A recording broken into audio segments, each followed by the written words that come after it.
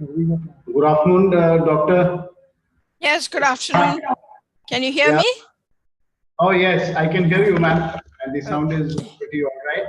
Okay. And if you have from here, there would be somebody comparing for this event. Okay. So just testing from this side. So are you able to hear us in all clarity? Yes, I can hear you very clearly. Yeah, I'll just now go and tell director to join. Okay, sure. Sure.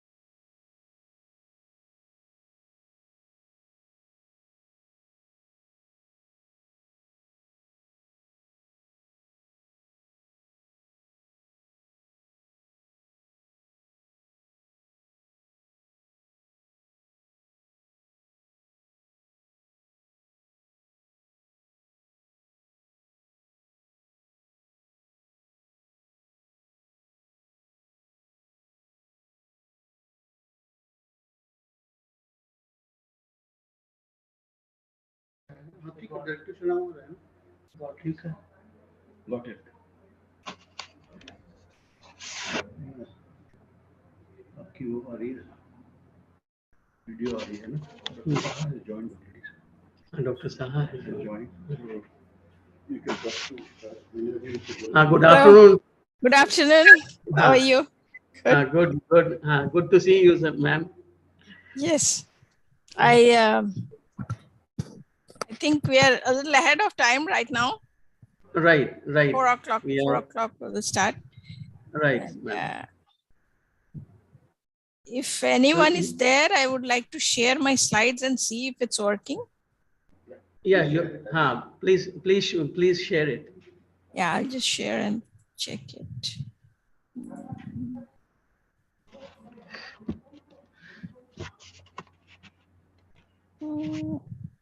Is it coming? Is it coming? Very much. Yes. Is the full screen coming now? Now it has come full screen. So it's changing? Yes, ma'am. Okay, good. So then I will unshare it now. So yeah. So are you in Calcutta or in Delhi, ma'am? No, I am in Calcutta. I'll go to Delhi next month, early next month or sometime. Okay. If I was in Delhi, I would have come to your place to give the lecture. That would have been wonderful. Yes, I was. So I am not in Delhi right now. Okay. Ma'am, Manju hasn't joined yet, I think. Yeah, it's not 3:45 also. Since you joined, somebody told me that ma'am has joined, so why don't you join? So No, I thought that. Okay. So we can wait for, we can go offline and wait for maybe 10 minutes or so. Yes, ma'am. That would be nice. So we'll do that. I'll just put the video off. Everything will be there.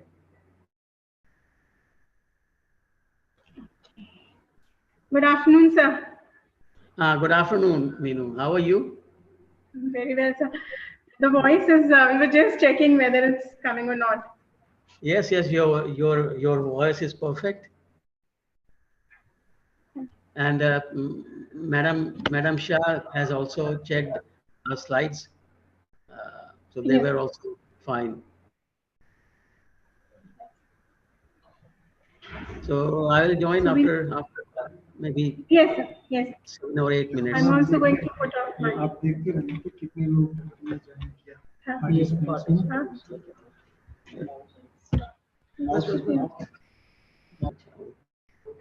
अच्छा हाँ ठीक है हाँ yes that's better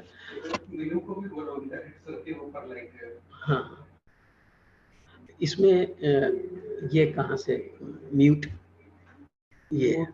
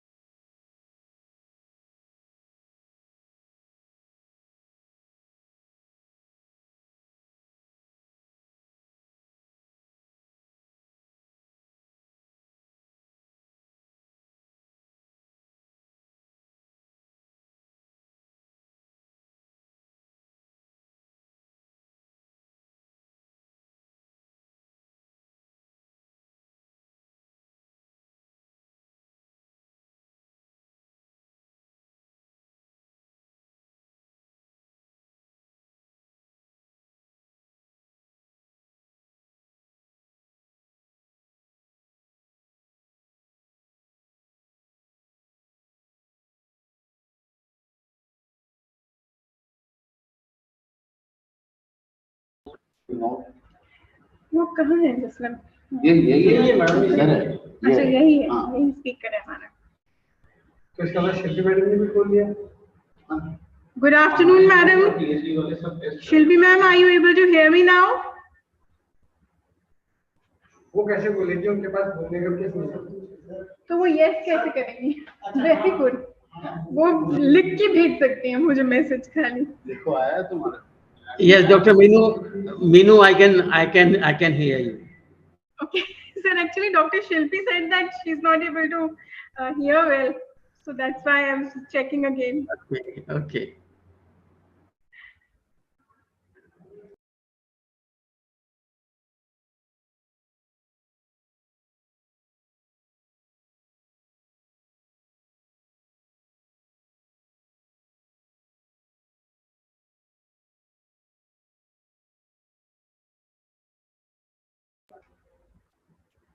hello Shilpi madam, आवाज आ रही है?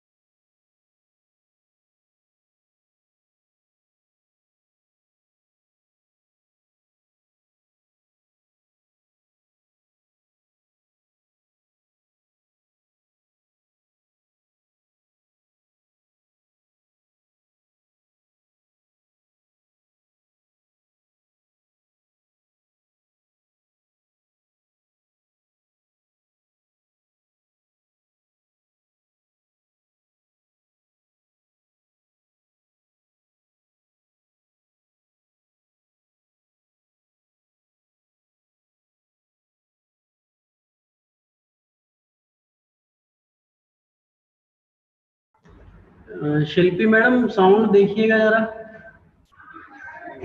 यहाँ तक आ रही है।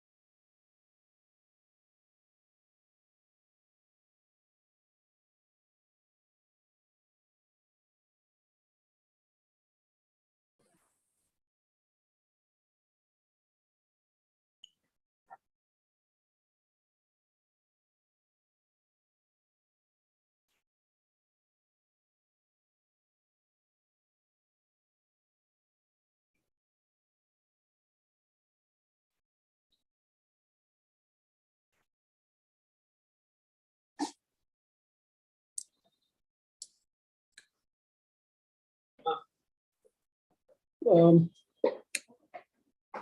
of the 8th. Are you organizing?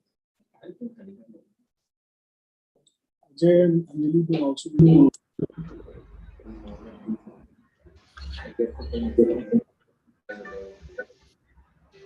Good afternoon, sir.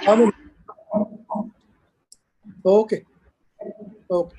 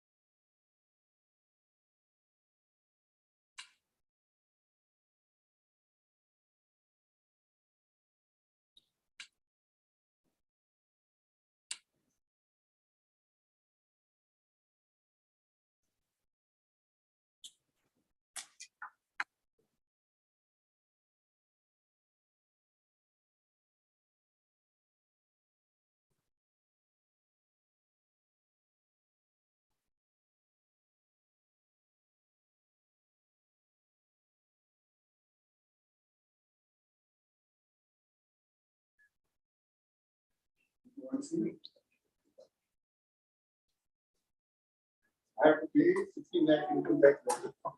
Lovely. I'm calculating that. You don't know how that happens. It's always good to pay tax. I know, but yeah, it's a big blow. At the end of the year, when I'm filing my return, they tell me I have to deposit 16 lakh. Wanted to ask you what is your view? Which camp you are planning to stay in? I have no idea, sir, what businesses are going to do. I have no idea. That I can't tell you. You know my strengths and weaknesses. Good afternoon. There will be two buckets which you have familiarity with, sugar and chemicals both. Sugar bucket includes power alcohol. This meeting is being recorded.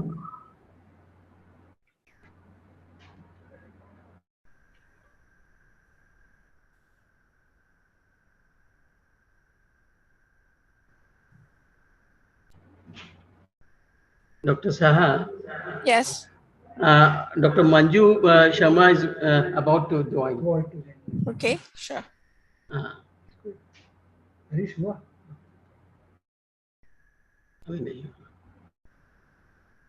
नीचे की तरफ देख left hand कोने पर video का एक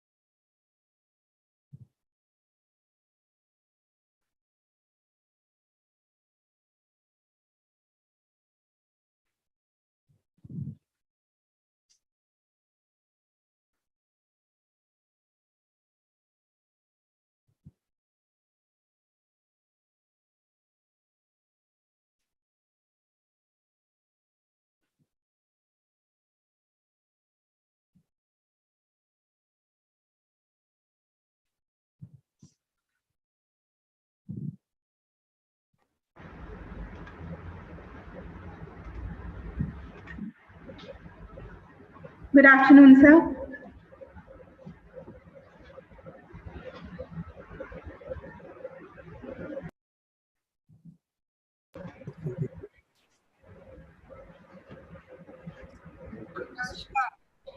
Can you hear me? Yes, ma'am. Yes, we can hear you. Can you hear me? Yes, yes. Sorry for this delay. Yes.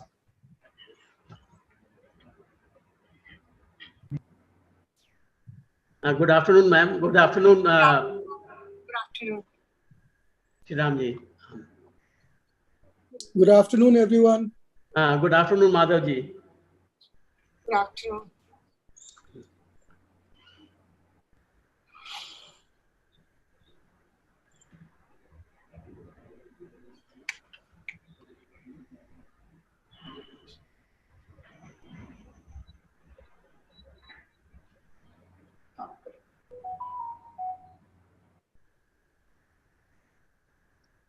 Namaskar, Dr. Sadhu.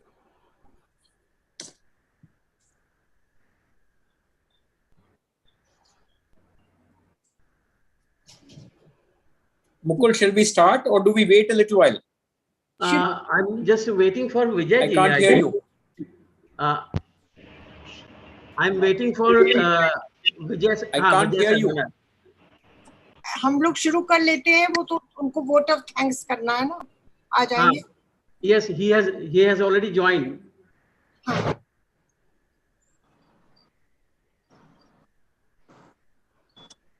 So now can you hear me?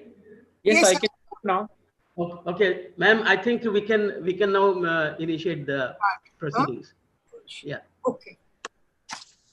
Good afternoon to all the very distinguished participants. A cordial welcome on behalf of the Shri Ram Institute for Industrial Research to this very, very important event, the Lala Bansi Dhar lecture series on science, technology and innovation. Subject which our chief guest, Dr. Chandrima Shah, has chosen is very, very relevant to the present pandemic, which is still continuing, as also for future, when we keep getting several epidemics in the country. And we have to be aware of various measures for the infectious diseases, both preventive measures as well as control measures. As a research institute, we should also know what science is going behind the control of these infectious diseases in the country. Shri Ram Institute is a very important institute that way, self-sustaining institute with no profit, no loss organization. It has over the years developed expertise in the area of analytical chemistry, toxicology. It works in the material sciences area, as also it has a strong group on life sciences. So the relevant place for such lectures is institutes like Shri Ram Institute, which does research, scientific research, as well as research which can lead to industrial development. So the institute is not only having expertise in doing good research work, but also converting into various products and processes. So we are very happy that the institute has organized this program, and particularly to the management authorities of this institute, Alok ji and also Shri Vijay Sardana, who helps us, Shri Madhav B. Sriram, and of course, most importantly, Dr. Mukul Das, who is the director of this institute and has taken over for some time. And he has really given a very good shape in terms of R&D developments to the institute. Shri Ram Institute also works very closely with the other science departments, all the science departments, DST, DBT, ICMR, ICAR, DRDO, atomic energy, space. So all these departments are connected, and there is a network with which Shriram Institute is also involved. It gets funding from many of these organizations, and also the important feature is that it has a very good HRD program, the Human Resource Development Program. It gives training in this area of analytical chemistry, toxicology, not only to the Indian students, but also to many other countries who come to Shriram Institute, who send their trainees, the students, to Shriram Institute for training. So Dr. Chandrima Saha is someone who is very well known to me. She's one of the very eminent scientists of this country, presently the president, Indian National Science Academy, and also she has been a director of the institute. Chandrima is a very well-known personality in the country, and we are very happy that she accepted our invitation and is with us. So Chandrima, thank you so much for accepting our request. Welcome, most welcome. Thank you. Yes, Dr. Mukul Das.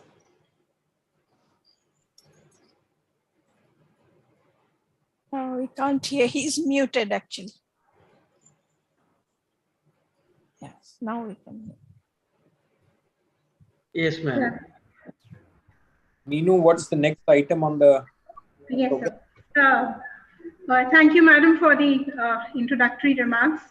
I would like to wish everyone good afternoon, and respected Dr. Chandrima Saha, President, Indian National Science Academy, and J.C. Bose Chair, Distinguished Professor of National Academy of Sciences at Indian Institute of Chemical Biology, Kolkata, Padma Bhushan Dr. Mrs. Manju Sharma, Chairperson, Governing Board, Shri Alok B. Shri Ramji, Vice Chairman, Governing Board, Shri Vijay Sardana, Techno-Legal Advisor, Dr. Mukul Das, Director, Shri Ram Institute for Industrial Research, invited dignitaries, ladies and gentlemen.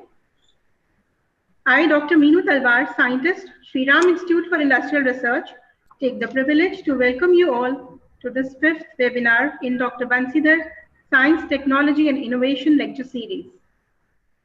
Before we actually begin the program, I would like to talk briefly about Dr. Bansi Dhar ji. During his tenure as the Vice Chairman of Shri Ram Institute, Dr. Bansi Dhar ji dedicated himself to the vision of our founder, Salala Shri Ram ji, to help the Indian industries to grow through indigenous R&D. Dr. Bansi Dhar ji was a mentor and always provided ample opportunities to hone the skills of his staff and to continuously improve their knowledge. He was a great visionary and a famous industrialist of his time.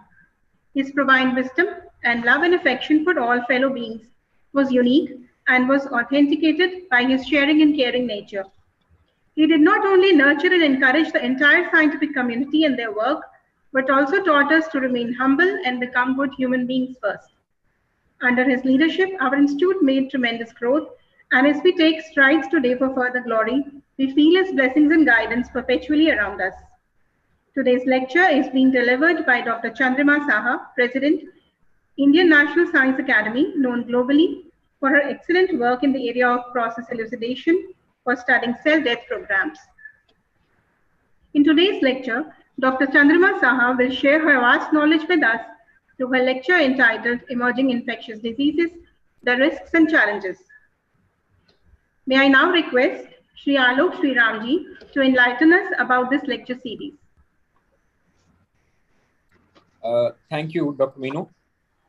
Respected Chairperson, Dr. Mrs. Manju Sharma, our speaker today, Dr. Chandrima Saha, Dr. Mukul Das, Director, Shri Ram Institute, Mr. Vijay Sardana, Madhav Shriram, members of the Board of Governors of the Foundation, and participants in this seminar. It is my privilege to welcome all of you today, as once again we are virtually gathered together for the 5th lecture in the series of Dr. Bansi Dhar Science, Technology and Innovation Lectures. Shri Ram Institute has instituted this series in memory of its illustrious, long-time leading light, Dr. Bansi Dhar. Our eminent speaker for today is Dr. Chandrima Saha. I will not venture into detailed introduction of Dr. Saha, as Dr. Mukul Das, Director, Shriram Institute, will do this in a few moments. The topic today is emerging infectious diseases, risks and challenges. I think post-COVID, which is obviously one of the biggest tragedies that we have faced in a century, the resultant infectious diseases boom is something we all have to be very concerned about. And I think a lot of light will be thrown on this by Dr. Saha. Through this lecture series, we commemorate the great personality of Dr. Bansi Dhar, who, besides being a successful industrialist, contributed to building a strong science and technology foundation in our society, working from outside any governmental framework. He was the leading light that inspired Shriram Institute for over a period of 3 decades as Vice Chairman of the Board of Governors, besides being the motivation behind numerous other educational, technological, and industrial endeavors. Dr. Bansi Dhar, who passed away on June 26, 2004, is still remembered as a person of keen interest in scientific research, administrative acumen in organization building, and a man of compassionate heart who had a special place for young scientific talent. During his tenure, Shriram Institute ventured into several new avenues: the Applied Radiation Center, Southern Regional Branch of Shriram Institute at Bangalore, the Environment Division, and the Toxicology Section, etc., were added during his time. Today, we remember Dr. Bansi Dhar ji. It is worth recounting that he contributed a great deal in various areas for the growth of the country, in industry, in education, industrial research, etc. He was the president of the FICCI organization, PhD Chamber of Commerce, Indian Sugar Mill Manufacturers Association, Indian Chemical Manufacturers Association, and the Badminton Association of India. He was a member of Governing Council and Treasurer of Shriram College of Commerce, a board member of the India International Center, Chairman of Indraprastha College, Ramjas Foundation, and Indian Association of Deaf and Dumb, and many other social and educational organizations. His simplicity and intense compassion was visible in his efforts to help all. He was warm-hearted, caring, and always ready to lend his wise counsel and help to those who approached him. He was a person with rare compassion, especially for scientists, whom he always placed above all others. Shriram Institute, which was founded by Sir Shriram, and Dr. Bansi Dhar nurtured, is still carrying on the vision which those illustrious personalities had passed on. It is our desire and passion that the society and nation should be impacted positively and be benefited from science and technology that is rooted in the Indian soil and founded on the long traditions that burn bright through the ages. It is our desire to carry on the legacy of the founder and the example of its leading light, Dr. Bansi Dhar, to our present day, and make it shine brightly, adapting to the present day realities. I'm sure that the talk today by Dr. Saha will be another milestone in that direction. Thank you.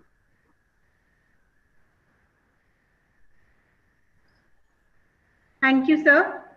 I now request Dr. Mukul Das to introduce today's speaker. Thank you, Dr. Meenu. Respected Dr. Manju Sharma, Shri Alok Sharma, Shri Ramji, Shri Madhav, Shri Ramji, Shri Vijay Sadana ji, respected Dr. Chandrima Saha, Honorable Speaker for this particular today's evening. It is indeed a great pleasure for me to introduce our distinguished speaker for this webinar. Dr. Chandrima Saha graduated from University of Calcutta and completed her doctoral research in 1980 from Indian Institute of Chemical Biology and holds a PhD degree from University of Calcutta. For her postdoctoral work, she was at University of Kansas Medical Center from 1980 to 1982, and then from 1984 to to 1983 to 84, she was at New York City. Dr. Saha's research areas include understanding of cell death pathways and cellular defense processes in unicellular and multicellular organisms that have important bearing on design of therapies to various diseases. Kala Azar, which is one of the major diseases, which remains a neglected tropical disease, remains a problem in our country, and being endemic in certain parts of our country still, and is caused by a parasite which is called as Leishmania.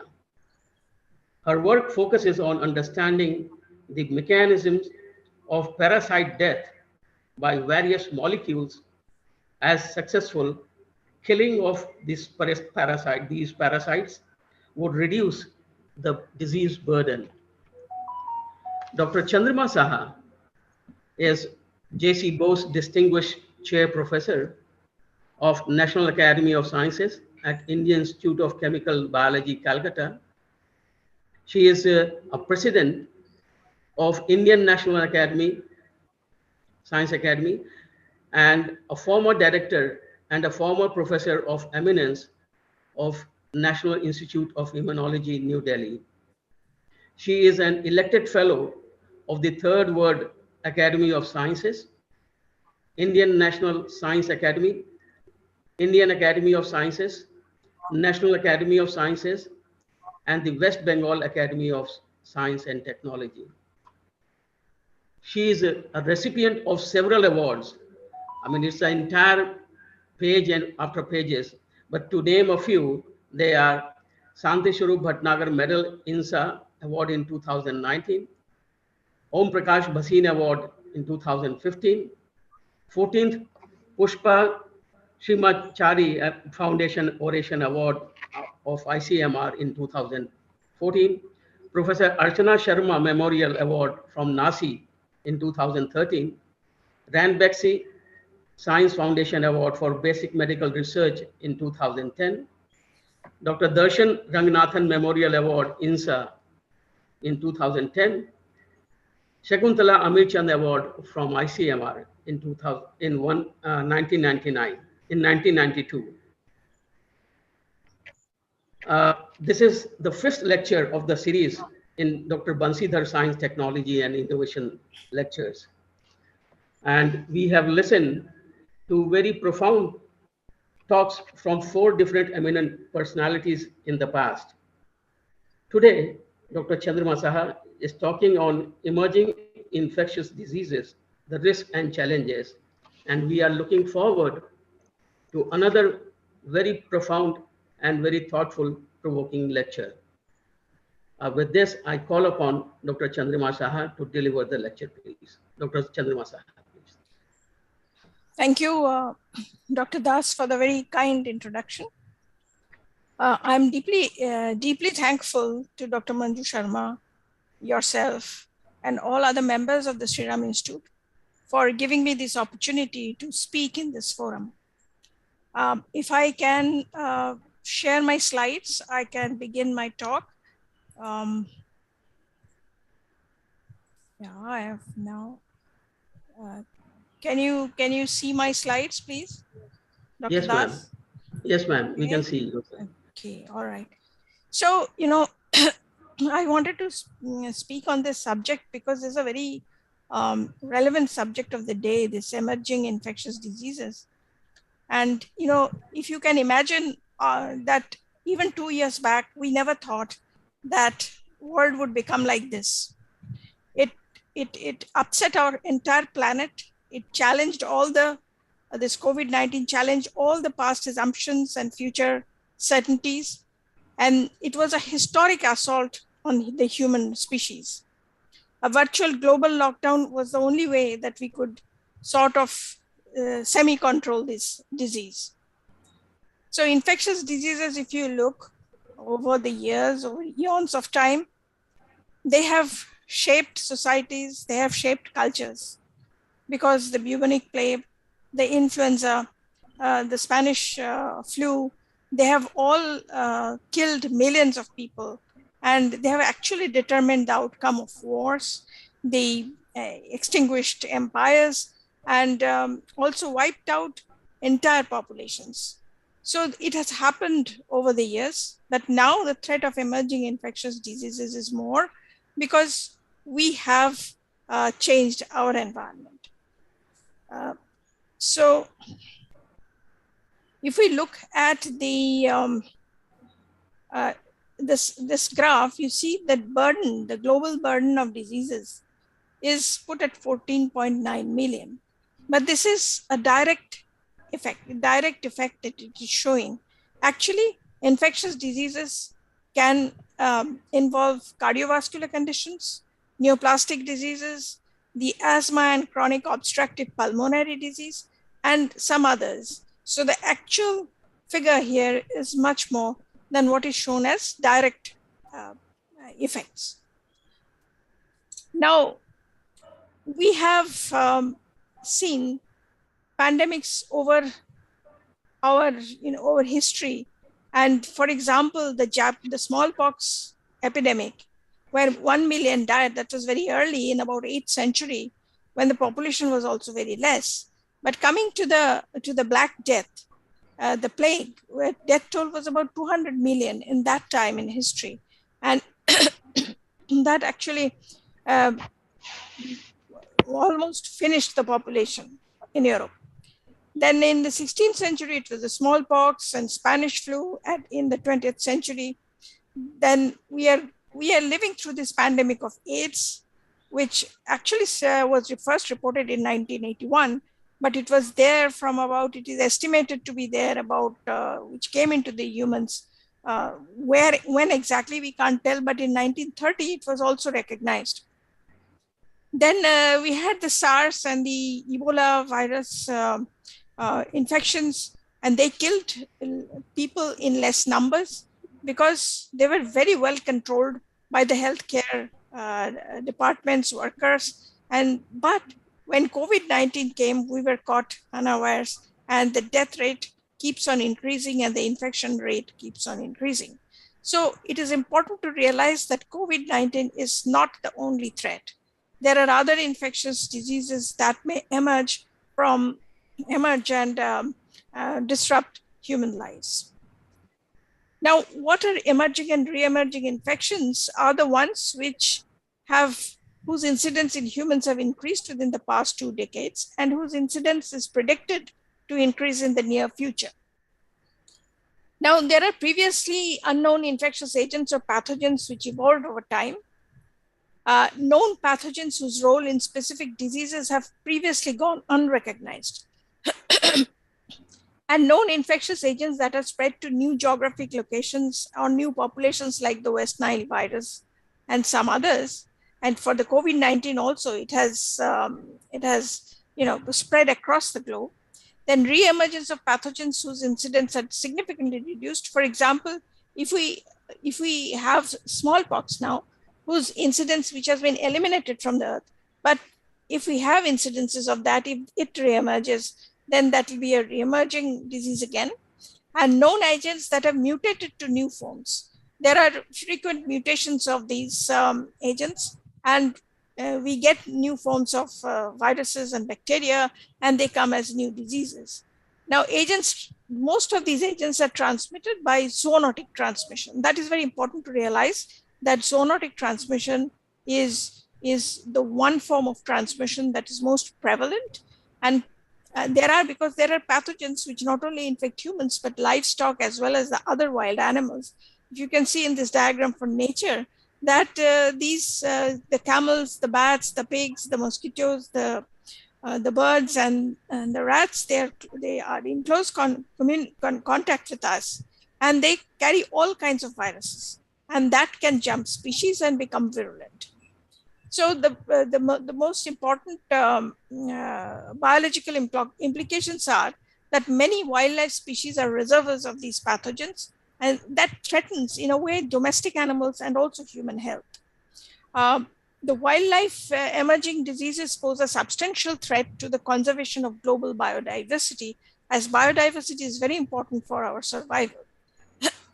if you look at this this graph or this infographic that was published in Cell in 2020 in a paper by Anthony Fauci, where they show the diseases that are emerging and re-emerging.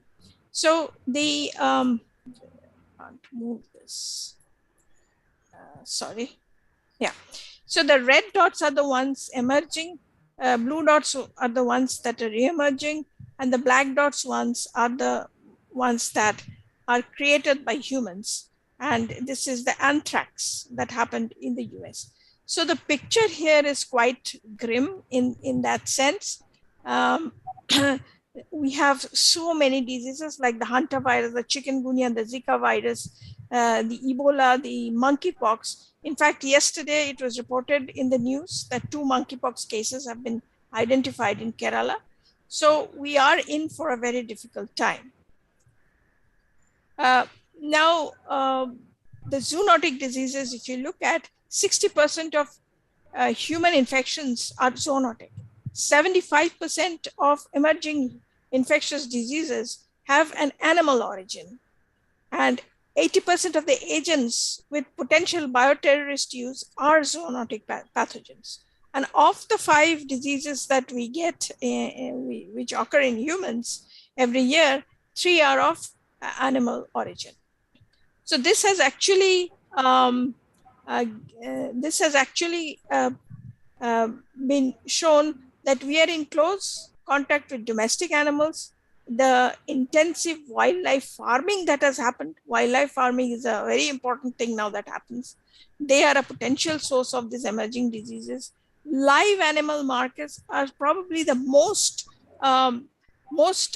important source of these viruses and bacteria, which we have seen in the one market, which is speculated to be the start of the COVID-19 pandemic. Then wildlife hunting is also an issue. So that the publications in zoonotic diseases have gone up from 1990s to 2020. So work has also, people have also started working on this because of the realization that these zoonotic diseases have to be curbed at by some means. So the major contributors to the emerging infectious diseases are actually the climate change that you know, and the human demographic changes, because there are demographic changes that keep happening. And the land use pattern also changes because the agriculture demands land, the urbanization demands land, and the population is expanding. There is an exceptional increase in international travel and commerce that, even when the Spanish influenza just struck in the 1919, that came because the troops were returning from World War I and they spread it. So, but now the tourist traffic is also carrying a lot of infections. Then conflicts. There are a lot of conflicts all over the world, and those conflicts are contributing to increase in diseases. Then wildlife trade and consumption of wildlife meat as the bush meat. Microbial adaptation and change. This is very important because microbial adaptation and change is the natural form of bacterial adaptation and viral adaptation. So that is very important because they keep on adapting to these situations. They can change hosts. They can evolve into more virulent forms. And antibiotic resistance is also very important because antibiotic resistance is also giving rise to some kind of, like for the XDR TB. So it is giving very difficult pathogens to us. Industry practices are also contributors because some industries are spilling waste that are contaminated. And also very important part is poverty and social inequality, because it is within these sects of the society that diseases are more rampant and they spread from there. So this is something that is a economic issue that we have to really address. So this is one example of spread of the Nipah virus. So the Nipah virus is, I'm sorry. Nipah virus is very dangerous. It actually kills. It comes from flying fox, which is a natural reservoir. The fox will come and have the date palm sap, and this sap is collected by humans. And this sap, contaminated with the secretions from the bats or their body fluids, will infect humans.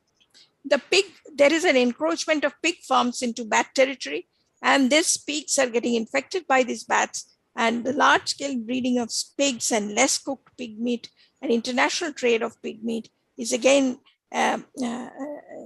allowing these viruses to spread. So it can also go to animals like horses and other animals as well. So, so the next thing is another example is spread of the human immunodeficiency virus, which we are living through that pandemic, where the virus actually came from the monkeys. So the simian AIDS adapted to chimpanzees, and from the chimpanzees, it jumped species to the humans. There could have been another intermediate host, which may have become extinct. We cannot trace this, but it has actually come from the chimpanzees to humans, and it started in Africa and then spread all over the world. So in Central Africa, it started. So we have to be aware that even primate wildlife is important, and handling of them should be very careful. In the reservations where gorillas are kept, where chimpanzees are kept, the workers have to be very, very careful so that the viruses do not affect humans. Now, this diagram actually shows the Anthropocene era. Anthropocene is something that is being called now where it is an era where humans have most effect on the earth. Holocene is the geological time scale that we were living through, but now it is more and more accepted that this is the Anthropocene era that we are living through, because it has shown the disappearance of forests, pollution of ecosystems, loss of biodiversity, and global warming. Now, species disappearance, we read in the scientific journals and also papers that how species are disappearing. So it has important consequences on any functioning ecosystem because it disrupts the structure of interspecific biotic networks and affects the human well-being. And we have destroyed forests. Now, forests, as we know, have been a source of food, supply of medicinal plants, home for a variety of animal species.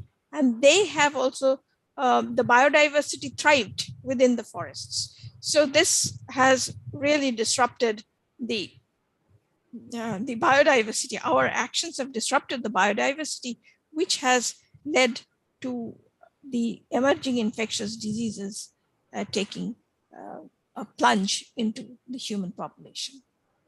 Now, can we bend the curve for biodiversity?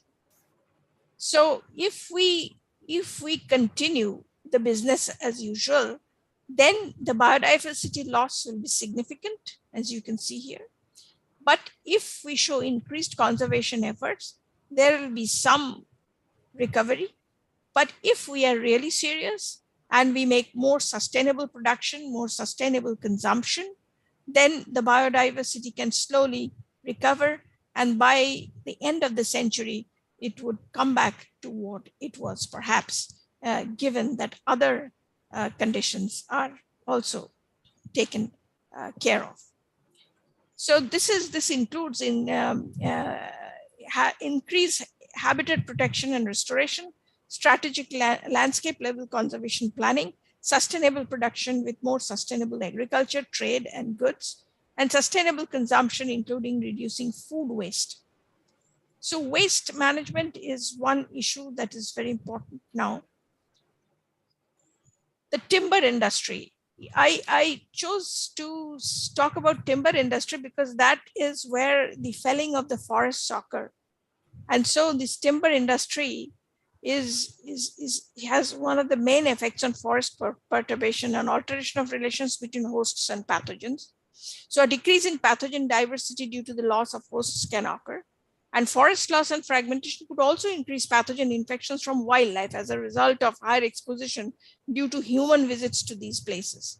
So the timber industry can limit habitat fragmentation by reducing footprint size and number of roads and corridors constructed, discourage waste accumulation and dispose of waste regularly and properly to deter wildlife, build facilities for proper food storage and exclude rodents, bats and other pests, eliminate exposed standing water, and ensure employees are properly vaccinated and healthy, and also conduct health promotion campaigns in and around about infectious diseases, the consumption of bush meat and sanitation. These are in addition to other steps. I think these are very important, the education of people in and around the forests and also the workers that take part in the timber industry. Now, climate change is another issue that is encouraging the emerging infectious diseases to come, because it's an important driver. And changes in ecosystem due to biodiversity loss and alterations in hydrological systems and freshwater supply, land degradation, urbanization, and stresses on fruit producing systems are all drivers of outbreaks. When we think about it, we cannot think about it in one go. But if you put them together, you'll see that there are so many reasons that why these emerging diseases are actually coming out.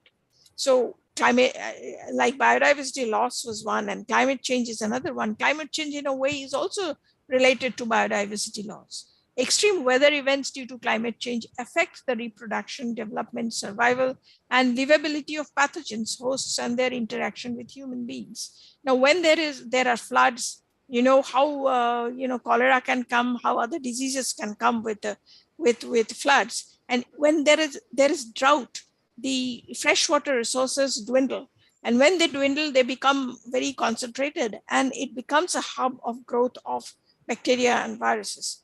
And agricultural practices are implicated in pandemic influenza outbreak, like the Nipah and the West Nile virus transmission. And of course, cholera and diarrhea are affected by episodes of drought or heavy rainfall. So climate change is important, and we do affect our climate through our activities, so that the emission of greenhouse gases has to be reduced. And there is a world agreement on that, but not everybody is following it. So one of the reasons of why greenhouse gases are increasing is because of non-conformity. So if we look at the human pathogen co-evolution, which means that humans, when during evolution, when man evolved from apes, they evolved with a set of bacteria and viruses within them.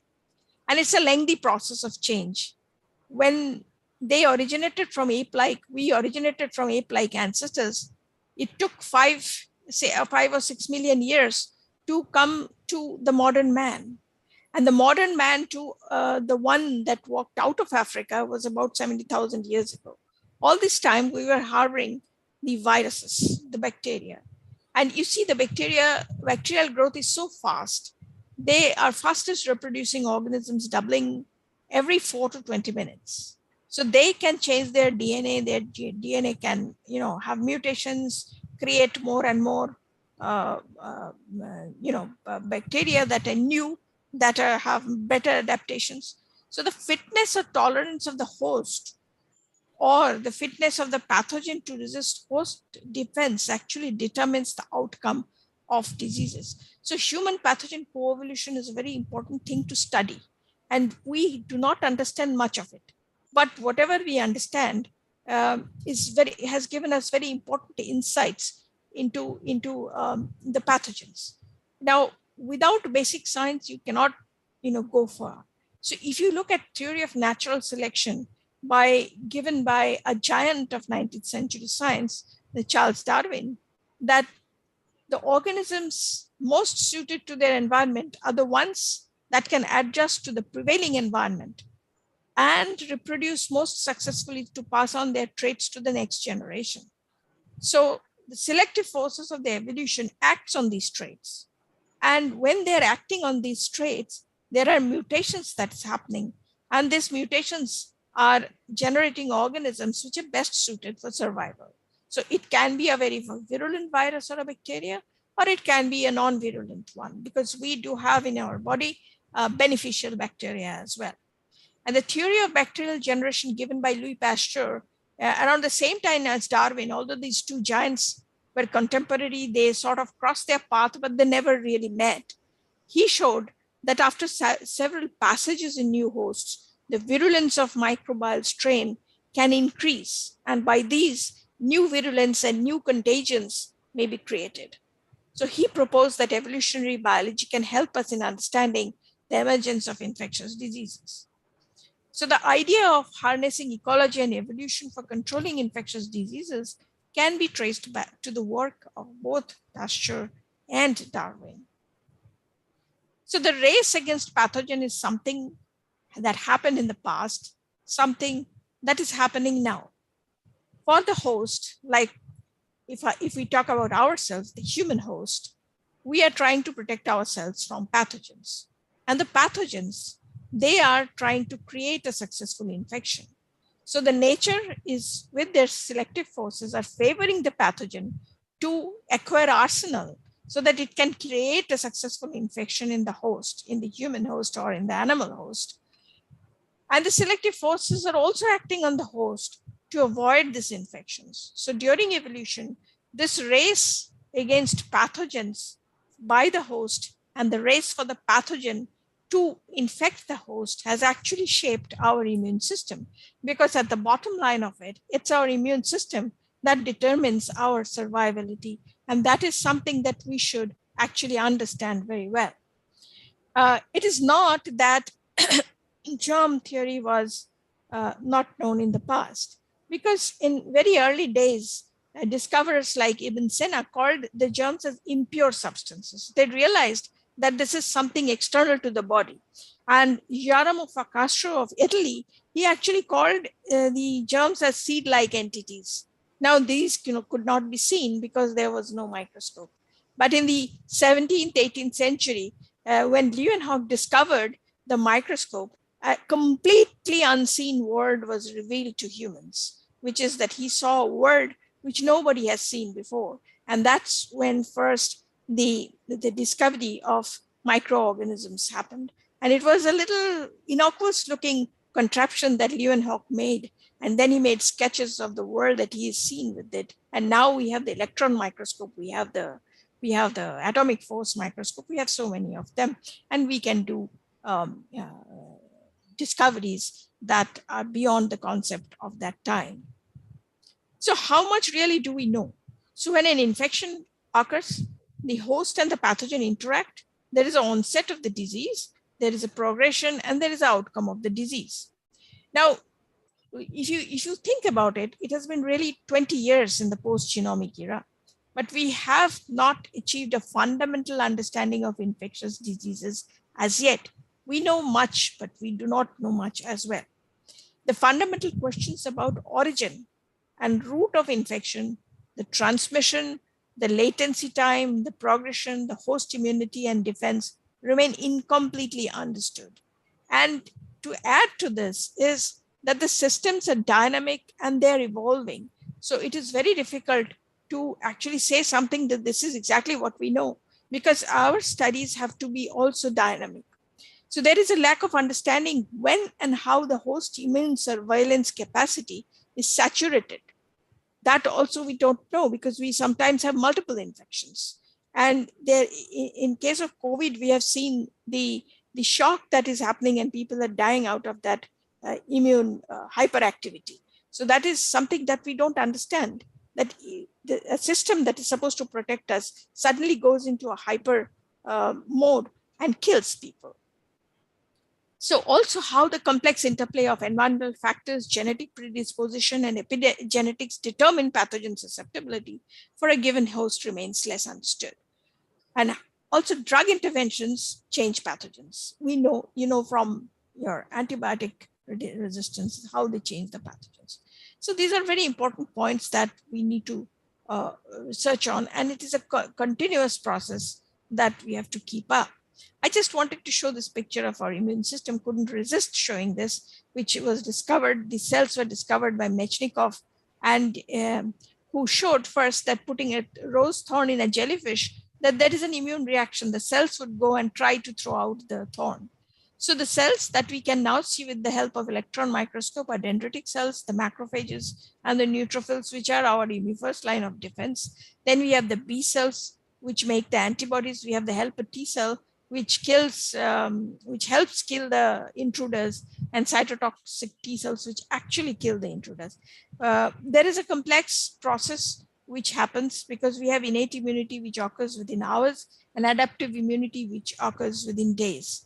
But it is a process that happens, and it is another story, and it is a subject of another seminar, probably, because it's a very detailed process that happens. But a dendritic cell, macrophage, neutrophils actually kill pathogens and present it to our T cells, who present it to the B cells, and B cells start making antibodies. And also cytotoxic starts killing the cells. In a very simplistic way, it looks like this, but it is a very, very complex process that happens. And we understand perhaps a 1/30 of what actually is, 1/3 of what actually is there. So this is a very common picture nowadays that you've seen is the coronavirus, which has the spike glycoprotein, and the spike protein binds to the ACE2 receptor here. And these are the important residues here that are that those mutations can make it more virulent, or those mutations can make it more less virulent. So we have a variant of interest, variant of concern, and variant of high consequence, which is still not there. But these are the variants that occur with the mutations.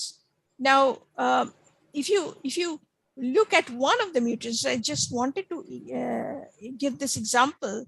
When in a spike protein, aspartic acid changed to glycine, D to G, what happened was that virus became more infective. And it's a single mutation of one amino acid. And this variant occurred in England first. And you can see in the March of 2020, the brown ones are the ones where this mutant was occurring. It slowly took over in April. I mean, actually, it was quite fast takeover. In May, it took over even more. And the entire England had this variant, which was more infective, because the nature always favors the mutations that can sustain a species. So the patients infected with this variant had higher viral loads in their upper airways than did patients with this D variant. So the D variant is non-existent now. So this is the population genetic analysis indicates that the G increases in frequency relative to D in a manner consistent with the selective advantage. Selective advantage is something that I am talking about the theory of Charles Darwin. Now it is also the adaptation to new host. There was a chikungunya virus outbreak which occurred in 2005 in La Réunion Island in few thousands. It was just a few thousands. But suddenly in 2006, there was a huge outbreak of thousands of cases. Now, why did that happen? Because there was a mutation that happened where they had a mutation at the position 226 of the E1 protein, which increased the vectorial capacity of the Aedes albopictus mosquitoes, which are known for their anthrophilic behavior. They would bite humans more than the Aedes aegypti, which was their conventional intermediate hosts. So the mutation allowed the virus to adapt to a new host. So these are all the things that we should remember, that these things can happen. So how do we actually tackle this are the crux of the matter that we have to work on. So this is one adaptation that happens, and this is as per Charles Darwin's theory. Now, there is something called evolutionary rescue, where a virus comes or a bacteria comes who become resident and is not virulent, that goes on. But then they will go on for a long enough time so that a virulent strain, a mutated strain will arise. So this is a process called evolutionary rescue, which persists due to natural selection acting on heritable variations. So a large outbreak cannot be generated by this resident strain, which is shown here, but a large outbreak can be generated by the mutant strain. So this evolutionary rescue is a thing that is happening all the time. And there is something called evolutionary trade-off. Evolutionary trade-off is a situation in which evolution is not able to optimize one part of a biological system without compromising another part of it. Evolution is not perfect. So highly virulent virus strains have countered selection because killing their host is detrimental to their epidemiological fitness. If you see what happened with COVID-19 is that in the initial strain that came, that killed many people, but that is not what the virus wants. The virus wants to thrive and infect more people so that its species can go on thriving. So the virus becomes less and less virulent. So if you look at HIV is measured as the inverse of the time to get AIDS when no treatment is given. So what happens is increased virulence for HIV. If a person infected with HIV has a high virulence and it is very infective, it comes with the increased probability of transmission per sexual contact. But the subject may have a short survival. The person may die. But if the trade-off originates from these two opposite forces, like the milder HIV virus will cause a mild HIV infection, which is poorly contagious, but it will spread to many people. So these are the kind of trade-offs, evolutionary trade-offs that also affect a virus. Emerging virus will also be affected by this. So we come to something called One Health. So now it has been realized that the disease of the animals, our health is linked to the health of the animals. So we have to take care of that as well, because we depend on animals as our food source. We depend on animals for various other things. So that is why it is essential that we should look at animal health and human health. We get milk, we get other products from animals that are very important for our survival. So One Health issues, the common One Health issues are antibiotic resistance, the vector-borne diseases, and diseases in food animals and contamination of water. If we look at the rural belt, we see that the animals are staying in very close proximity with the poor people, who probably sometimes in the same rooms. So we really have to see how animal health can be protected. Here we require the cooperation of clinicians, the public health practitioners, the epidemiologists, the veterinarians, agricultural workers, pet owners, food sources, and for the environment, of course, the ecologists and wildlife experts. In addition to these, we need other relevant players, because for policy, only science or only veterinarians or clinicians will not help. For policy, we need policymakers, we need law enforcement, agriculture communities, and even pet owners and people from anthropology, sociology, and psychology, which forms a total group of people who can actually help us to understand the emerging diseases looking forward. Now, there are technologies for tomorrow there are ongoing research, but there should be more thrust in these areas, is to evolve materials that do not encourage growth of pathogens for use on instruments in hospitals and other public spaces. You can imagine that there are hospital instruments that would be the fertile ground for growth of pathogens, no matter how much you clean it with alcohol or any other, any other chemicals. But if we have a surface which do not permit bacterial growth or viral growth, that would be the ideal of it. And design biomedical products that will discourage growth of bacteria and viruses in wounds or injury when applied with medications. Because when we apply the bandages with the medicine, it sometimes do not discourage growth of bacteria, sometimes bacteria grows. So these materials also should be improved, so the growth of the pathogens are reduced, like antimicrobial coats for all medical devices that we use, the tubes, the intubations that go in. Also, the better disposal techniques for agro waste, biomedical waste, industrial waste.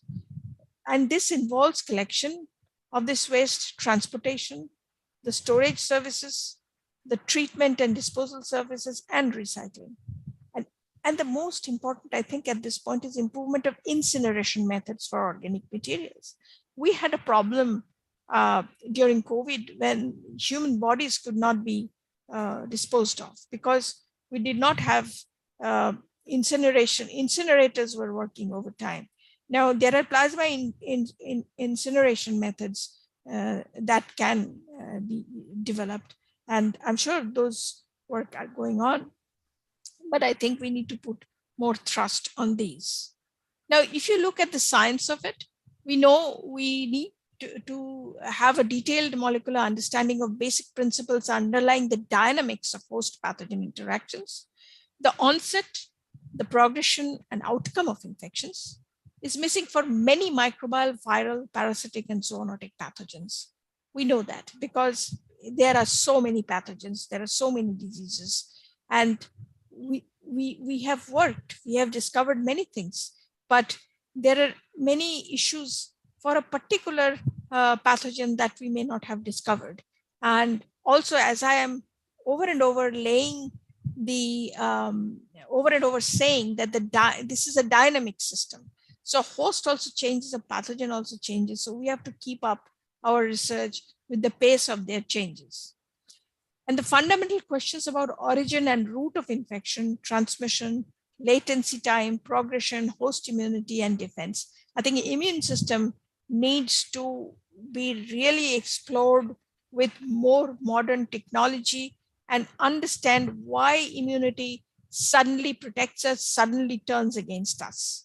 So this is an important issue that we still don't understand. An utmost genetic complexity of the individual host and the adaptive potential of pathogens is important. And then how infection by a single pathogen affects susceptibility to superinfections by other pathogens. You are infected by one pathogen, but as soon as you get susceptible, the other pathogens can come and infect you. So how do we avoid the superinfections? So, and when and how the host immune surveillance actually is saturated in these cases. It's very important to understand. And how lethal septic shocks cause a catastrophic and progressive dysregulation of host immunity. We have seen that in case of COVID-19, that how these shocks have happened and people have actually died. So, but we do not understand about the immune storm that happens, why interferons go up and why immune system is all of a sudden hyperactivated, so much hyperactivated that it kills the person itself.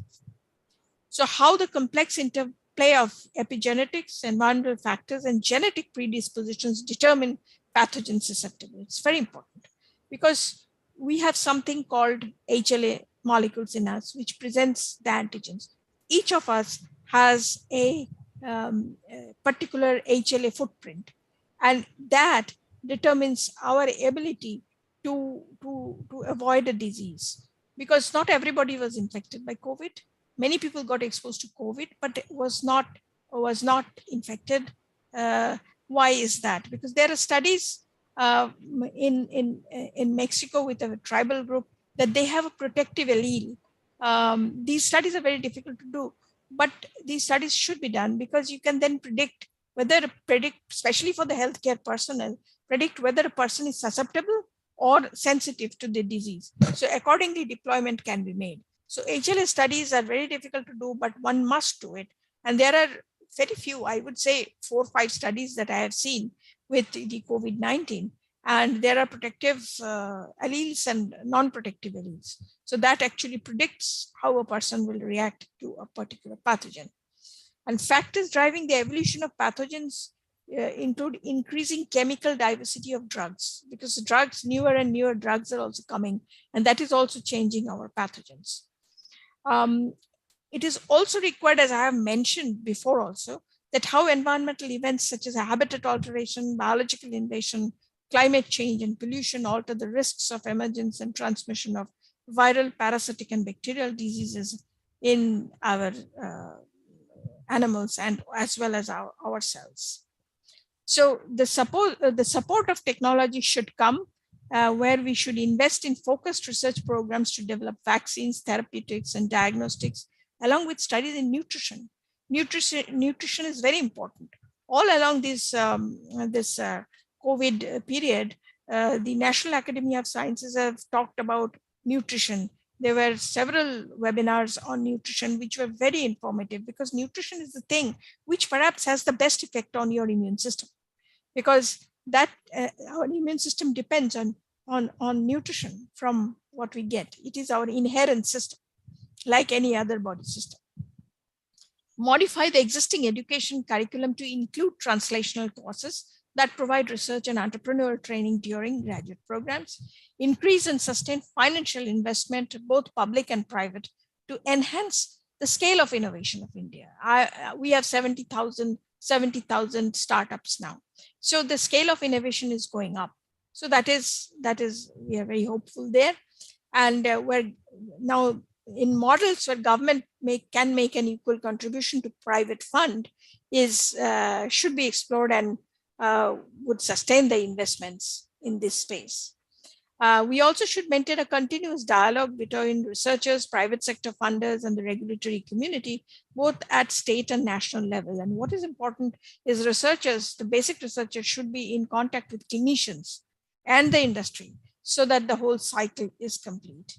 And ensure, I think it is very important that you should ensure that civil servants in the regulatory systems are up to date with advancements in technology.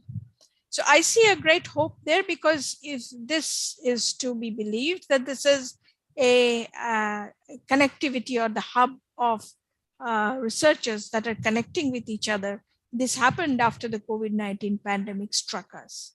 And this is a very hopeful development. And so we know so much, yet we do not know enough. So thank you very much for your attention. Thank you, madam. If you could please unshare your screen. Yeah, thank you. Thank you, madam, for the thought-provoking lecture and providing us an insight into the historical significance and challenges involved in control of infectious diseases, and also for highlighting the R&D interventions that are needed. In order to express our sincere gratitude to the speaker and all the participants, I now request Sri Vijay Sardana to propose a vote of thanks. Thank you, ma'am. Can you hear me? Am I audible? Yes. Yes, we can hear you. Thank you, ma'am. First of all, let me thank you to our honorable guest, Dr. Saha, for extremely important topic, which is now talk of the town in every forum, whether we talk in public domain, we talk about media, or we talk about policy making, and also risk perception in society and economic development. So I think it's very, very timely, and the way you have explained, ma'am, all the dimensions and how things are changing, it's really a lot of learning for not only from the scientist point of view, but also for the policymakers, because that will tell them how to plan it for future and how to anticipate likelihood changes and get ready for the same. So extremely thankful, ma'am. You spared your time and share your vital experience with all of us. This is extremely, very, very knowledgeable for all of us. I must thank our honorable chairperson, Dr. Manju Sharma. She is always a guiding force, keep bringing new thoughts and introducing us to eminent people like you, those who are giving us a direction to think how we should not only think about the institute and the activities, but also emerging challenges and how we should gear up in this changing domain.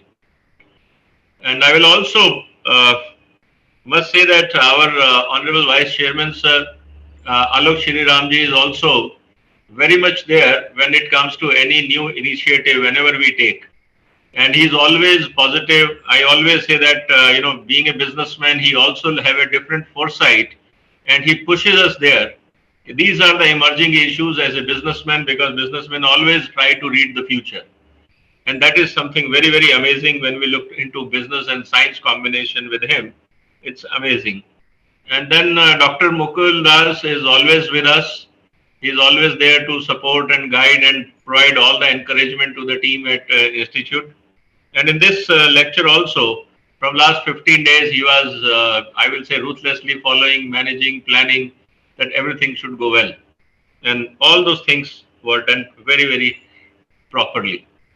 Ma'am, let me also to all the honorable guests and all the participants of the Institute, I'm sure we are working on many interesting projects in Institute, in Shriram Institute and with various labs. I was, in fact, while listening to you, I was talking to my colleague in molecular biology because we were thinking of, bacteriophage and their application in human therapy and disease control.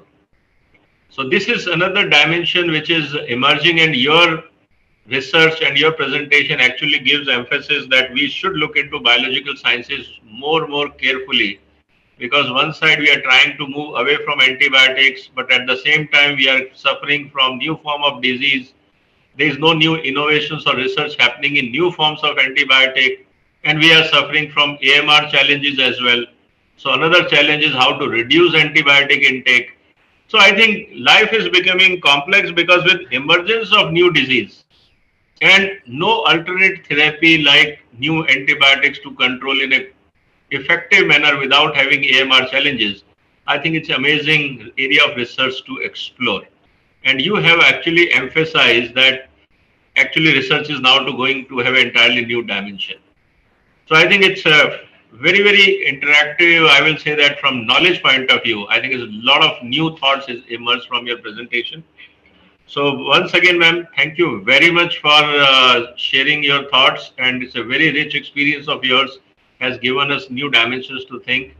And I will also say that Dr. Meenu has very nicely coordinated and conducted this whole event. And I will also say thanks to my colleagues and all the people, those who are attending this, maybe part of Shri Ram Institute and outside community, because this is communicated to very wider, large audience throughout India and outside India. And people, those who are attending this program, let me also tell them that Dr. Bansi Dhar lecture is an attempt by Shri Ram Institute basically to bridge the gap between science and the society. And these new dimensions are very useful to have a new thinking in the whole approach. I'll not take much of the time, ma'am. Unfortunately, time is short. There were a lot of questions from my colleagues in the Institute. Maybe we will interact with you by email or some other forum as well. And I hope you will continue to guide us. And our Honorable Chairperson will also, another eminent scientist plus a guiding light for us, will continue to support us in this mission. And we will look for many more such interactions and very enlightening interactions. So thank you very much to Madam Saha, Honorable Chairperson, Dr. Mukul Das, and Alok ji. So this is from my side on behalf of Institute. Thank you so much, and thanks from all my colleagues at the Institute. Thank you so much. Thank you very much. Thank you. Thank you. With this, we have come to the end of today's program. We hope that you all will join us again in the next lecture in this Dr. Bansi Dhar Science, Technology and Innovation lecture series. Good evening and thank you to all. Thank you very much. Thank you. Thank you, ma'am. Thank you, ma'am.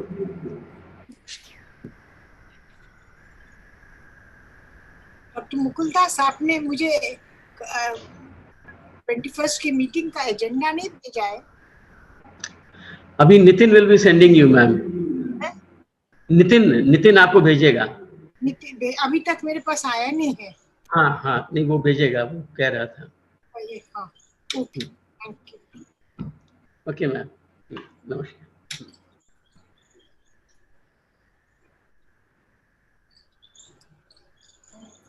इसमें एक mail आता है, email पे जाइए. Agenda